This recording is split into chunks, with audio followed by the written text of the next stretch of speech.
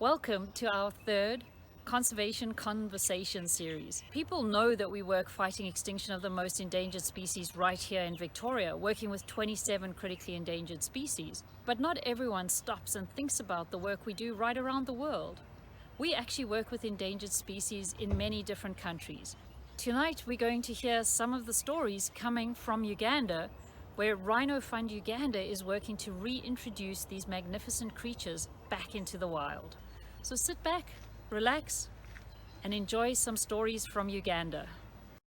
Good evening, everyone, and welcome to tonight's Conservation Conversation. My name is Chris Banks, and I'm Manager of International Conservation at Zoos Victoria. I'd also like to now introduce our two very special guests from Uganda, Angie and Augustine Mudokoi. We'll be hearing more of them a little bit later. Thank you, guys. A very special welcome also to our conservation partners and donors who support the very important work that we do. Just to let you know that tonight is a pretty relaxed affair. So if you'd like, just get yourself a cup of coffee or a glass of wine, sit back and relax and enjoy the show. I'd like to start by acknowledging the traditional owners of the land on which we're meeting tonight, the Wurundjeri people of the Kulin Nation, and pay my respects to their elders, past and present. And given that we've got such a special relationship with Uganda, I'd also like to acknowledge or extend my respect to the elders of the Nakasongola community in Uganda. Tonight is meant to be interactive, so if you have a question, please use the Q&A function to the right and submit your questions throughout the webinar. We've dedicated some time towards the end to answer some of those. Once I start sharing my presentation, you'll see a toggle or sliding bar at the bottom of your screen. You can use this to make the speaker or presentation larger. Now, if you give me a second, we'll get started. So Zoos Victoria's vision is to secure a future rich in wildlife, and we do this through increasing wild populations in the wild and by decreasing human-driven threats. And you've heard already about our focus on protecting threatened species here in our own backyard, but we also have prioritised threatened species programs elsewhere in the world. But whether here or overseas, partnerships are absolutely critical to achieving successful outcomes. And we're going to be talking about some of our international conservation relationships. Zoos Victoria has actually been supporting wildlife conservation in other countries since the early 1990s, engaging with a range of projects in Southeast Asia. And one of those has particularly fond memories for me. In the late 1980s, Hong Kong was developing a new international airport, which involved bulldozing an entire island into the sea and joining up with another island. The environmental impact statement identified a major risk to this little brown frog, Romer's tree frog. It's a tiny frog. And there's one sitting on a dollar coin. So as you can see, you could fit two on there and still have room for change. Because the proposed work, the risk was the proposed work was going to destroy more than 50% of the entire known range of this little frog. Establishment of an offshore insurance colony was recommended, as well as identification of potential release sites. Melbourne Zoo was ultimately the only organisation outside Hong Kong that responded to the call from World Wildlife Fund for help. And I subsequently visited Cheklep Island with Michael Lau from WWF to collect frogs. That's what the island looked like back then. Half of it cleared to sea level, and it was quite a surreal experience to wander through the literally abandoned villages looking for the little frogs. So that's Lantau Island in the background. And of course, it looks nothing like that now. It's just a huge swathe of concrete. So we brought 30 frogs back to the zoo. Breeding was successful. And I really have to acknowledge the team at Melbourne Zoo, the keepers at Melbourne Zoo for that, because prior to that time, no one had kept this little frog in captivity anywhere at all. So as I said, the breeding was successful, and we ultimately sent back almost 800 frogs, the first shipment going back with Michael. And they were released at sites that he'd identified. And that's all been very, very successful, and they continue to be monitored today. So it's a very special little project, and every time I fly into Hong Kong, I think about this frog and I think about Michael. At this period, we also developed a very strong interest in Papua New Guinea for long-beaked echidna research in the Central Highlands. and support for a conservation program in the northwest with the Tenkile Conservation Alliance for Scots tree kangaroo. This has continued, this interest has continued, and Papua New Guinea remains a very special place for us. Over the following 15-odd years, we refined our approach to focus on a smaller number of projects, to go deeper, to achieve greater conservation outcomes. And we also adopted a much more targeted partnership approach, and we now have partnerships in 6 countries. Still in Papua New Guinea, as I've mentioned, for this species for tree kangaroo, the Machis in the northeast of PNG, north of Lae, where our focus is actually on conservation coffee, and I'll talk a little bit more about that later. In French Polynesia, where those islands, that island expanse covers an area the size of Europe, so it's massive. And working with a partner to protect little birds, like this kingfisher from Niue Island, perhaps 150, maybe 160 left in the wild. But if you think that's a small number, there's only 29 Patuhiva monarchs left. The real issue across much of the Pacific Islands is introduction of invasive species. In Vietnam, protecting northern white-cheeked gibbons and elephants. In the Philippines, protecting the Philippine crocodile, and we'll talk more about this little animal later on. In Uganda, for the southern white rhino. And you're in for a treat tonight hearing some wonderful stories about protecting this animal in Uganda. And in Rwanda with the mountain gorilla.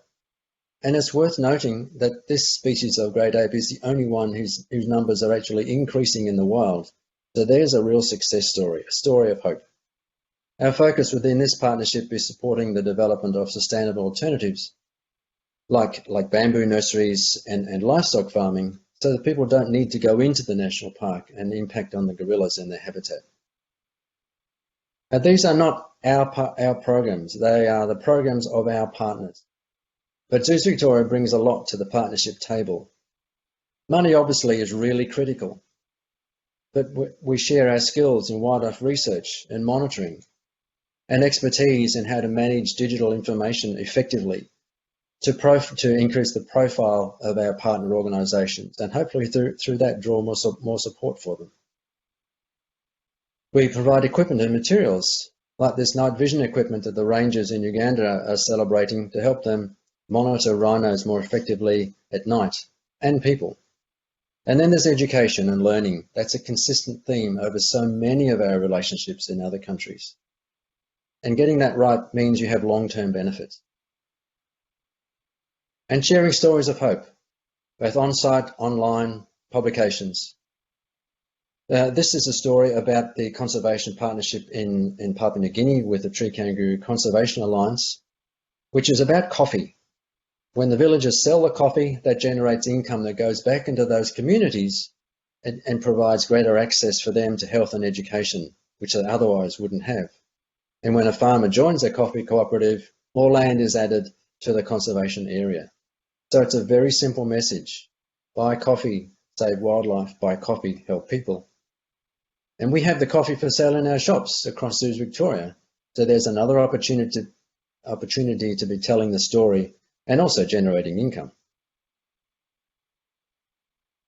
But partnerships are also about simply being a friend in times of need.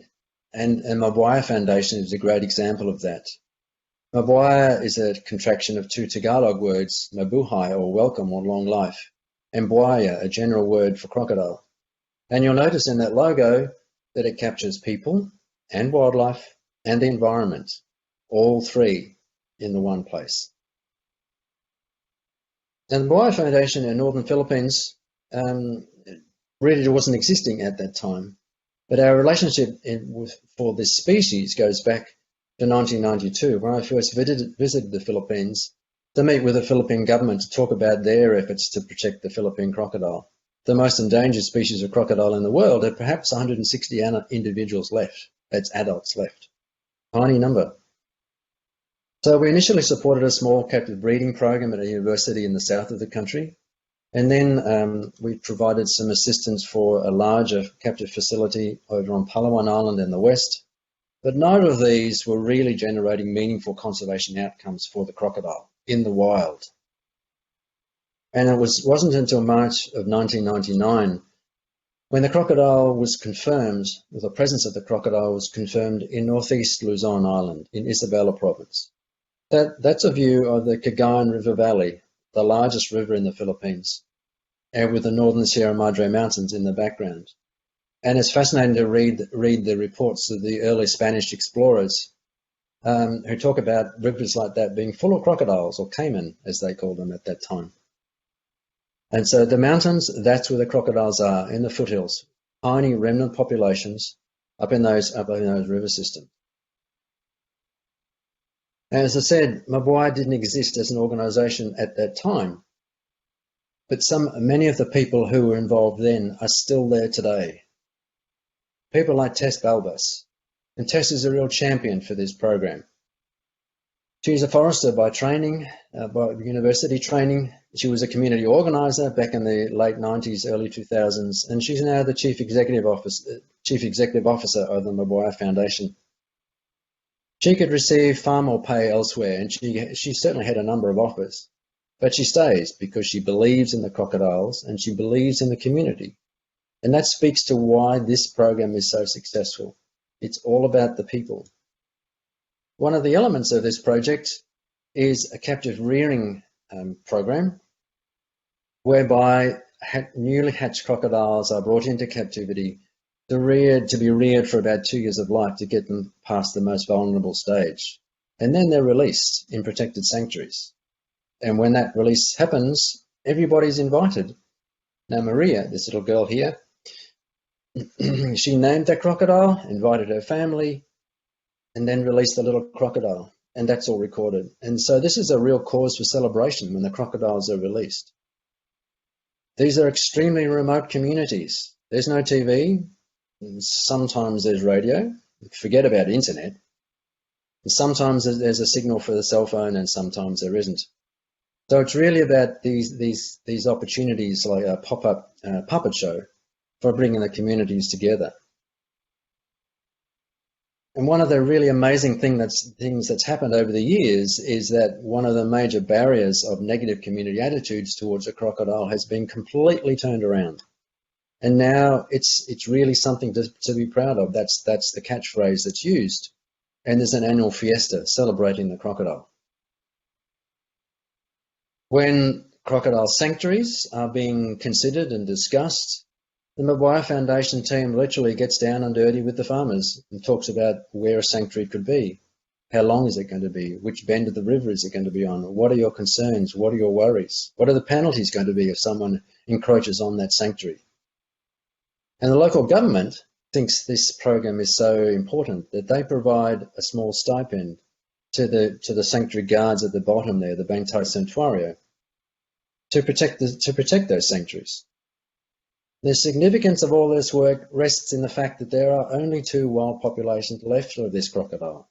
One in Mindanao Island in the south, that large dark green circle. But Mindanao Island is not a safe place to work, so we really don't know how many crocodiles are still there. And then at the other end of the country, northeast Luzon, where the red arrow indicates those 3 green circles, that's where Mabuhay operates. The rest of the circles there are populations that have gone. So does a secure future for this species rest with the crocodiles that are being protected by the Mabuhay Foundation? Quite possibly. But at the very least, every single animal is critical, and every animal is vital to protect. So those multi-year partnerships are really 1/3 of our international conservation portfolio. The other 2 components are our annual grants program and our sister zoos. The annual grants program commenced in 2013, and we've since supported 29 projects in 21 countries around the world. The grants are for 12 months and have benefited species as diverse as snow leopards in Nepal and Mongolia, that little northern sportive lemur in Madagascar, gorgeous little animal that sits in the palm of your hand, or not sits, fits in the palm of your hand, and the blue-throated macaw in central Bolivia, as well as tigers in Sumatra. And this program really exemplifies what our focus is all about, people and wildlife.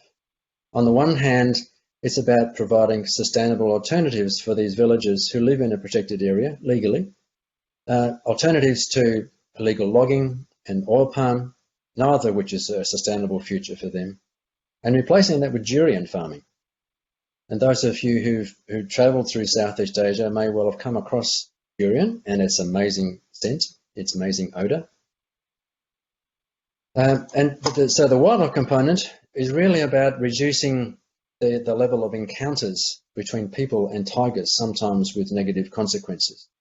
Now, there have been reports of tigers in this area for quite some time, but this image taken from by a remote camera, a camera trap as they're called, in Angola Protected Forest, Batang Angola Protected Forest, is the first image that says definitely tigers are there. And whilst everybody gets really excited about that, and justifiably so, an image like this is really valuable for strengthening the resolve of the government in protecting this forest. And then our sister zoos. This is something quite different. It's not about animal exchanges or funding infrastructure. It's about partnering with zoos that want to develop but don't have the resources to do so. The wanting to develop, the well-intentioned, that's the critical part here. Through sharing the skills and passion of our staff in all facets of a whole zoo, of a zoo operation. And the wonderful partnership that we have with the Port Moresby Nature Park in Papua New Guinea is an excellent example of this. More than 30 staff from both organisations have been involved so far in things like master plan development, animal care and training, and obviously veterinary care. Sustainability, resulting in the nature park having the only green team of any organisation in Papua New Guinea. Retail, horticulture, education has been huge. An 800% increase in the number of students visiting the park, but also a significant increase in the quality of the education and the learning outcomes. And then highly specialised skills in managing and breeding frogs in captivity, the first stage of a long-term strategy to mitigate the likely impacts of disease on frogs in Papua New Guinea. But these relationships really are about wildlife and people. People are the critical element, because threats facing wildlife are all caused by people, knowingly or unknowingly, and so therefore the solutions ultimately rest with people as well. And so much about wildlife conservation is really a people issue. It's also about supporting and strengthening a sustainable future for wildlife and people. Can't have one without the other. And a respect for nature, which is desperately needed across the world today. Which is a perfect segue into the next part of this evening, Rhino Fund Uganda. In 2014-15, the partnership we had in northern Kenya came to an end, and we wanted to continue to have a conservation partnership in sub-Saharan Africa. We also wanted to have a rhino-focused partnership, because at that stage, the poaching of rhinos for their horns was at its peak. And those are figures that you can see there, the horrendous increase in the number of rhinos killed in South Africa over those 7 years.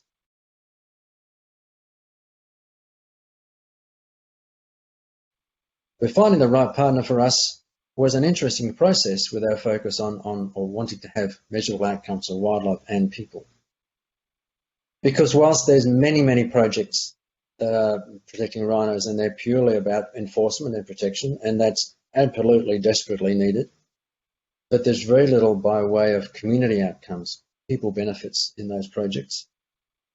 Then there are projects for rhino rehab and rescue, orphanages, also really needed, but very little by way of measurable conservation outcomes. And as we looked, the more we looked, it was really Rhino Fund Uganda who came to the top. And so we made contact and exchanged information and documents. And I visited in August 2016, and it really was not very long at all when I realised that this was an organisation that Zoos Victoria could partner with. The very obvious dedication and commitment to rhinos, but also to people. And you'll hear more about this the relationships with the surrounding farming communities, education for the teachers and for the children of the rangers and the surrounding community. And I guess this image exemplifies it for me. The desire by the rangers to acknowledge the relationship and the partnership by naming one of their ranger accommodation outposts for us and after one of our rhinos at Rebbe Open Range Zoo, Kapenzi. And all this is underpinned by integrity and accountability, openness and transparency, and certainly from my perspective, what more could we ask for in a partnership? So now we have a short video to introduce Rhino Fund and Zoo Victoria.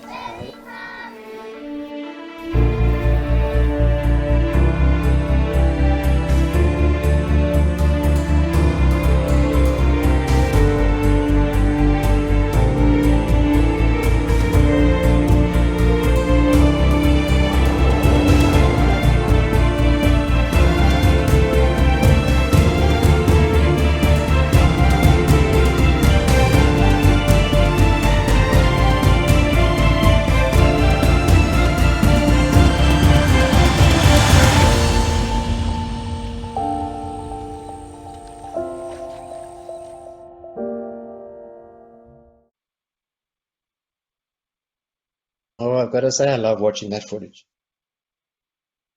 And so it's great pleasure now for me to bring in Angie and Augustine Budakoi, Executive Director and Chief of Operations and Security at Rhino Fund Uganda. Welcome to both of you. Thank you, Chris. Good evening, everybody. My name is Angie. I'm the Executive Director of Rhino Fund Uganda. And next to me is my second in command and head of security and operations, Augustine Budakoi. I keep receiving a message that we're losing connection, so I don't know if everybody can see me and hear me. I'm going to continue talking anyway. I started working at Rhino Fund Uganda in 2008. The Rhino Program, the first rhinos arrived in Uganda in 2005. We received four from Kenya and 2 from the United States of America, Disney Animal Kingdom.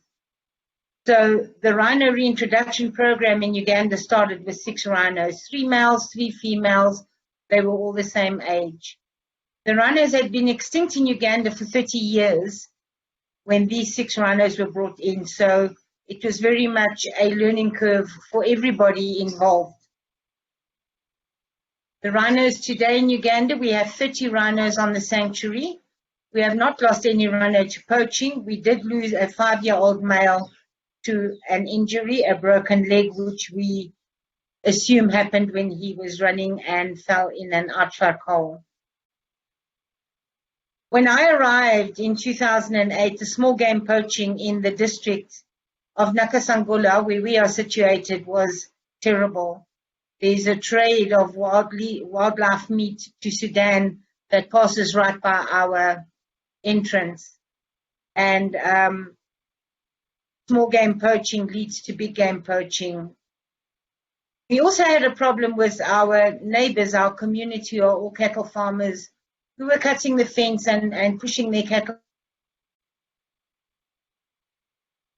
I think we've just lost Angie, everyone. I think we've just got a bit of connection issues from Uganda. Sorry, Angie, we've got you back here now. Go ahead. Okay, well, how far was I? I don't want to bore everyone and tell the whole story again.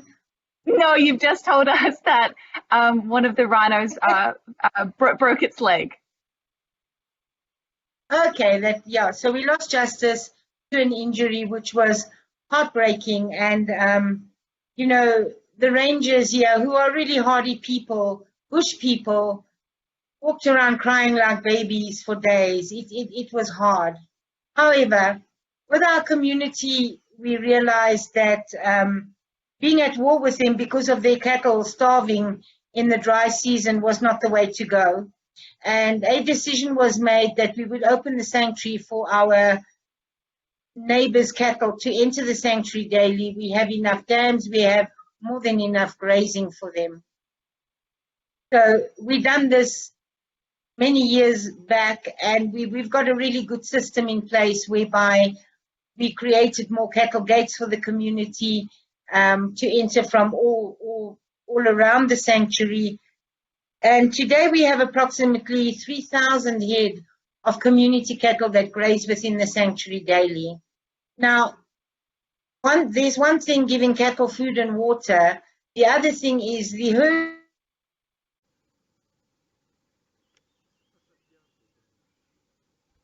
Hi everyone, we've just lost Angie again with connection from Uganda. So here's some highlights that Rhino Fund Uganda has sent through.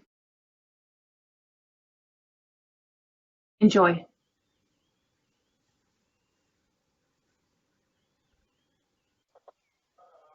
You see them out.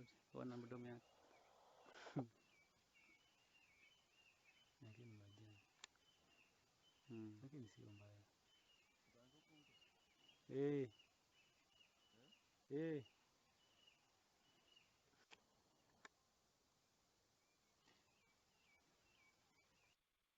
Are we reconnected? Can you guys hear me? It's stable again. We certainly can, Angie. Looking after Rhino. You got me. We can. So I think what we might do from here is actually just take off your video and just have your audio, so the stream isn't as demanding. Okay. I've actually just shown the audience the great video of the baby's first steps in the suckling. If you want to maybe give some more context there. Well, I think Augustine can tell the story better about what it feels like to watch a rhino birthing for the first time. So I'm gonna hand over to him to tell that. The rangers, whenever it's announced on the radio that our rhino is giving birth, you can't imagine how everyone will be anxious to hear what is happening in the field. And the ones that get access to the scene, everyone becomes so excited. You know, seeing a baby rhino coming out and then starting now to struggle, to start now moving around, it's so amazing, which amuses everybody. In fact, every staff wants to hear when, as this baby started the suckling, is it moving? What is happening?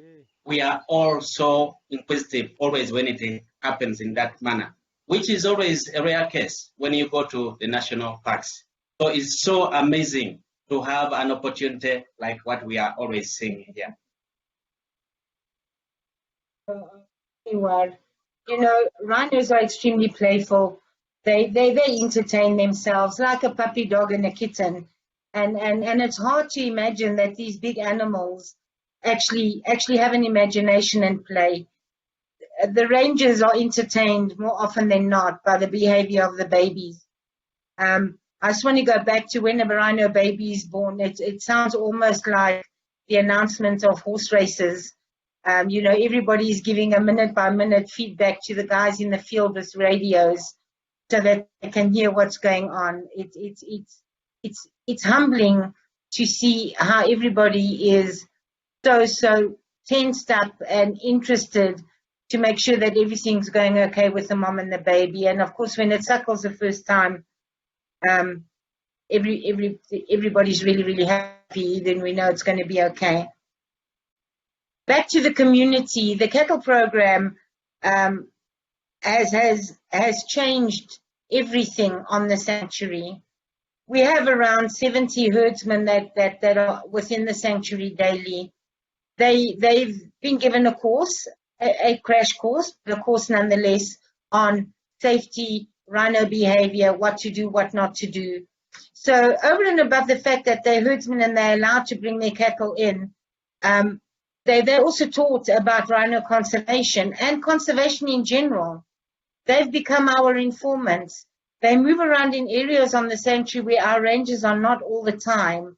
The amount of information we receive from them while they're inside and outside of the sanctuary is immense. And it's made a huge difference to our anti-poaching efforts. For the past 2 years, we've had no small game poaching within the sanctuary, and the only reports we're really getting and reacting to is stuff going on outside of the sanctuary. Male rhinos fight. They fight viciously. They can kill each other. They chase each other through the electric fence. He's running away from another one. We've had a number of cases where this has happened. The video showing here is Augustu is the one leaning on the one in the water, Hassani, and he's actually trying to drown him. Now, there's a number of videos that we've got about this specific scene, and it just shows you that he will literally do anything he has to do. Sometimes they run out and they break the electric fence, which means they're outside of the sanctuary. And on numerous occasions, we've had the herdsmen that are at home phoning us and saying, your animal is outside, I'm monitoring him until you can get here. Now, if that's not community invested in the well-being of these animals, then I really couldn't tell you what is. It's incredible. Our district leaders can't get enough of the sanctuary. They're here all the time. Phone calls, following up. How are you guys doing? It is just incredible. We have a group of women who live in the village nearby who are unemployed and looking for something to do. We've contracted them to cook the staff meals. And they come in daily. Obviously, with this pandemic right now, we haven't been allowed to do it. But it's a life-changing thing. For every one person you give an opportunity to, they're looking after 5 or 6 other people at home. I do not know of another project in Uganda that are so invested and committed in their community, and vice versa. Community invested and committed in them. And I believe that a big part of the success of this project, over and above Zoos Victoria, who are as invested in us, is because the community have taken ownership of this project. I think I'm going to hand over to Augustine to talk a little bit about the security and the anti-poaching efforts and the challenges that they face in the field daily.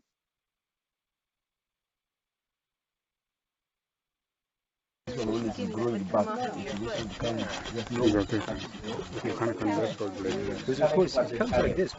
go at night for this small game poaching, and it becomes a problem to know at a distance.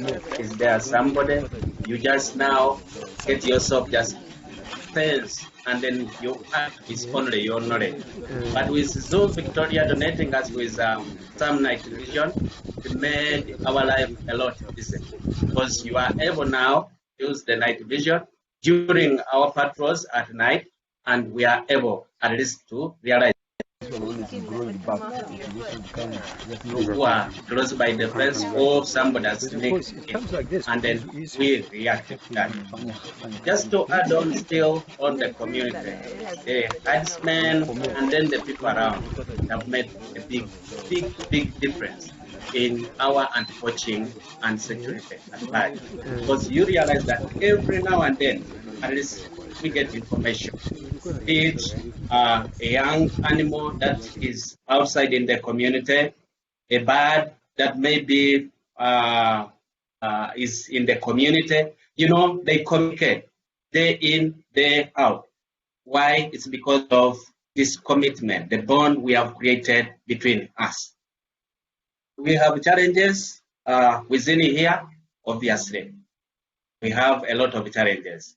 In the first place, when these rhinos, let's say the rhinos, they happen to fight, we ought to react very fast.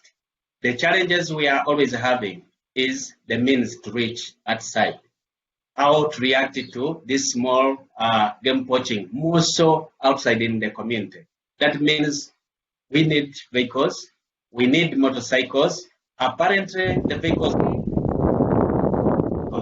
whereby they need repair. You drive from here 10 kilometers, coming back needs Japan. So it's becoming a challenge.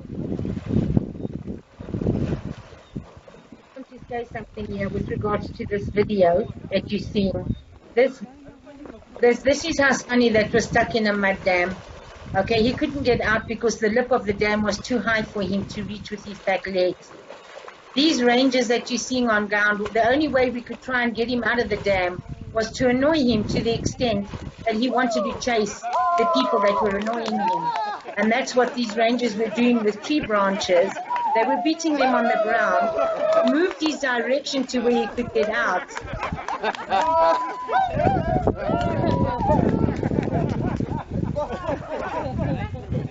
I think the result of this video speaks for itself. These rangers are so invested in the welfare of these animals. And we have extremely tense moments on the sanctuary. But when things go well, the rejoice and the relief of everybody, be it a fence cleaner. I cannot say that there's a person on the sanctuary that is not invested in the welfare of these animals. The guy running away first there actually is our electrician. He got out of the way first. But it's incredible the work these guys do. This is the second time we've had a male rhino stuck in a mud dam. Some of the Zoos Victoria money assisted us to actually clear out these dams, reshape them. So in effect, it's helping the welfare of the rhinos, not getting stuck in them. And secondly, the amount of water that they can hold increases 3 times over. Sorry, Christine, but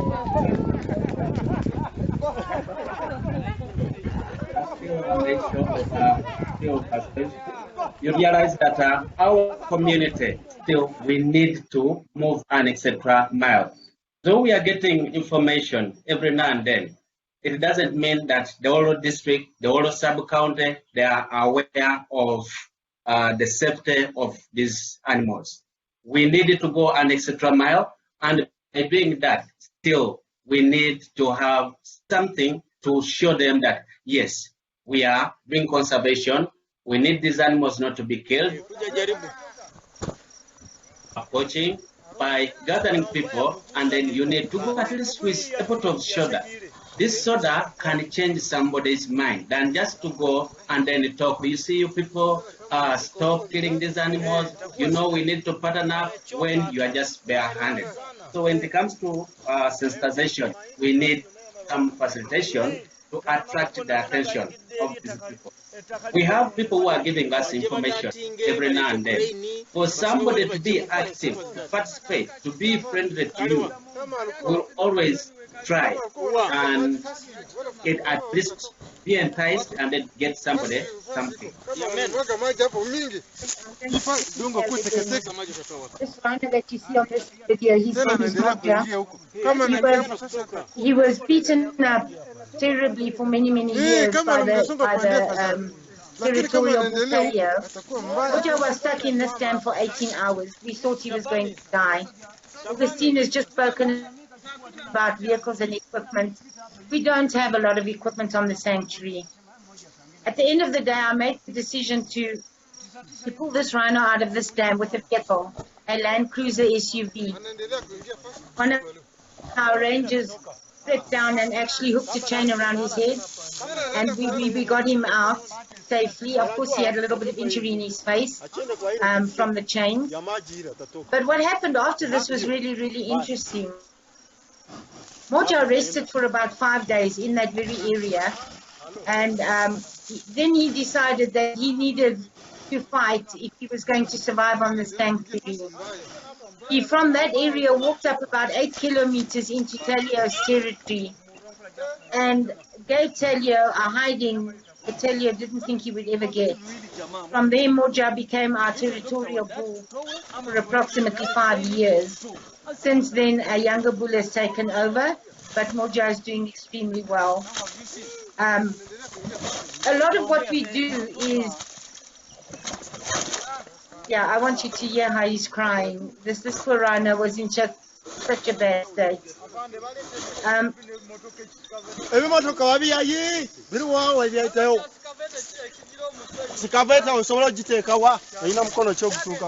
This video makes me emotional.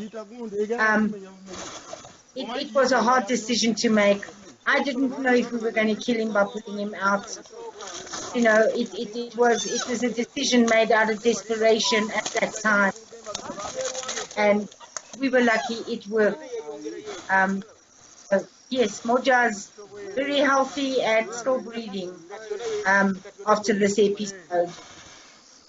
This dam, this specific dam, was cleared out. It's one of the dams that was cleared out.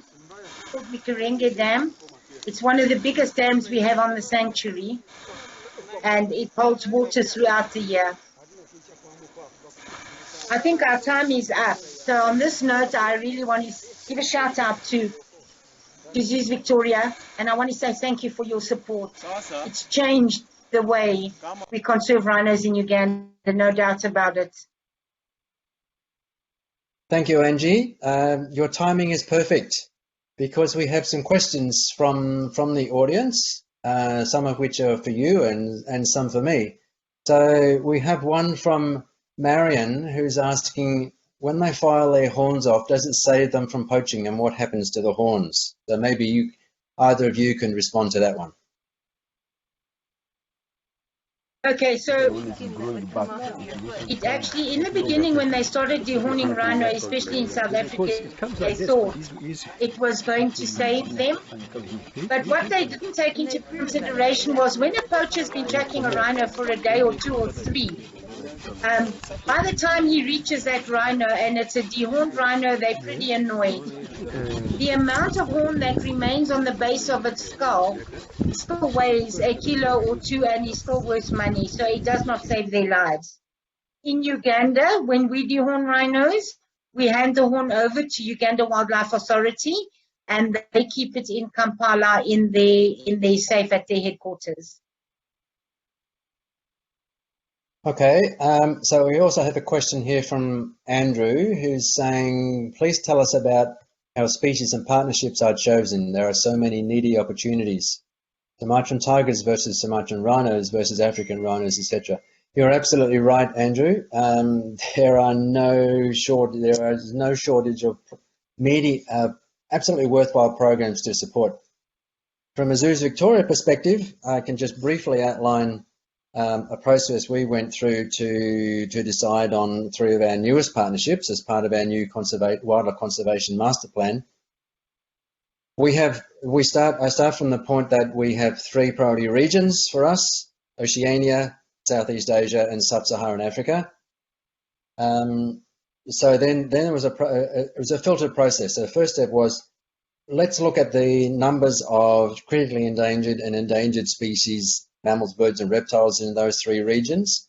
That brought it down to just under 800 odd species. The next filter was, which one of those species do we have in our care at Zoos Victoria, or do we have very closely related species? Because we need to tell the stories about these animals at our zoos. The next question was, which one of these species, or which of these species have solid in situ conservation programs in place that could show measurable outcomes for wildlife and people? I keep coming back to that point. And the last filter was, which of these programs are located in parts of the world where it's safe for our staff to visit? Because again, these are partnerships. These are not just funding donor relationships. These are partnerships.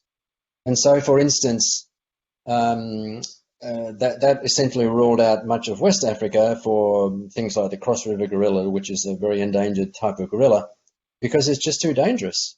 Conflict, disease, etc., versus the mountain gorillas in Rwanda, it's a safer place to go. So we do have some pretty solid criteria around how we make our decisions. And yes, Sumatran tigers are endangered and Sumatran rhinos are endangered, but one of the difficulties of working with in Sumatra is measurable conservation outcomes that also engage people. It's a difficult place to work. That's not to downplay the worthiness of those programs, though. Angie, you have another question from Karen, and saying, given rhino numbers are so low, do you intervene in situations such as the attempted drowning to prevent rhino loss, or is it allowed to play out naturally? Sorry, Chris, I didn't hear the whole question. You broke up a little bit there. No worries, I'll go through it again. So given that rhino numbers are so low, do you intervene in situations such as the attempted drowning to prevent rhino loss, or do you allow it to play out naturally? Absolutely, we do intervene. And I know a lot of conservationists would probably argue this point, but right now there are only 30 rhinos in a country. It's a reintroduction and breeding program. We do intervene, we do try and do everything we can to keep all the rhinos safe on the sanctuary. Of course, we would not shoot a rhino because he's fighting with another rhino, but where you did see those rangers trying to distract a rhino, or that is how we would intervene. We would make noise, we would try and distract his attention to another direction to give the other one a chance. Yes, we do. Thank you. And the last question we have here is one for me. It's from Imogen asking, how did I come to be in this amazing role at Zoos Victoria, and what was your career path? Thank you. Good question. I've been involved in zoos since 1969, and I started life as a zookeeper, working with reptiles and amphibians for about 3 or 4 years at Melbourne Zoo, and then decided I wanted to travel, and so I spent a couple of years working in London and Bristol zoos in the UK. Worked my way up to the management level, being a curator, and then towards the mid to late 80s, I started becoming interested in the role of zoos in conservation, as was happening across the world. It's interesting to reflect on how interests and focuses change in zoos across the world at pretty much the same time.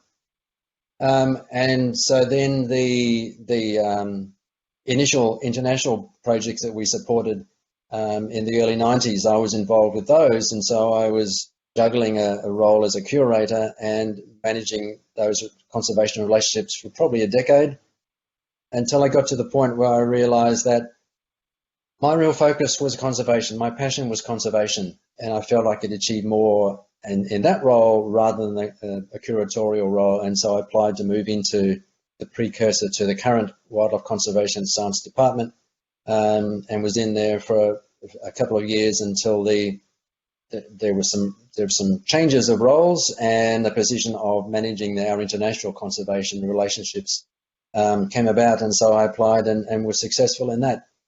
And so it's been a really interesting journey, and for me, who's been involved with zoos this period of time, it's fascinating to see how zoos have changed, and really changed. So many zoos now, conservation is no longer just greenwashing. It's real. It's real.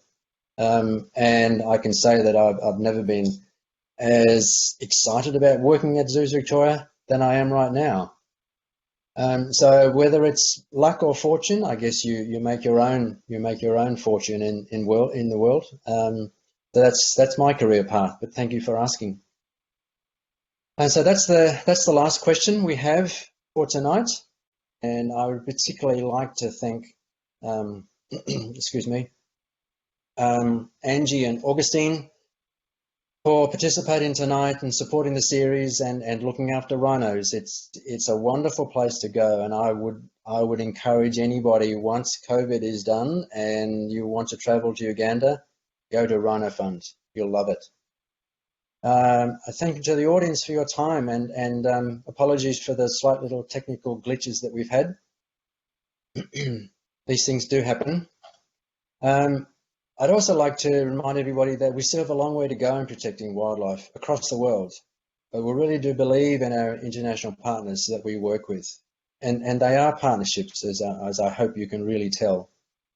So we'd love to have your support in this to work together to protect endangered species like the southern white rhino and all the other amazing, wonderful animals that we've talked about tonight. And you can use the link that's on your screen to donate to our conservation work. And if you'd like to move even closer to our work with a major gift and becoming one of our very valued conservation partners, please take a look at our webpage with the second link that's on your screen there. So that's about it for tonight, other than for me to say, don't forget that there is another conservation conversation next week, the final installment in our webinar series with Dr. Jenny Gray, the Chief Executive Officer of Zoos Victoria, and Dr. Sally Sherwin, Director of Wildlife Conservation Science Department, as they take you on a journey of hope with stories from 2020. And it's really important to recognise that there are stories of hope all around the world. Every country that I've been to, I can point to stories of hope and success and conservation outcomes. And so that's where I'd leave you with tonight. And I thank you all for participating and enjoy the rest of your evening. Thank you. Thank you, Chris.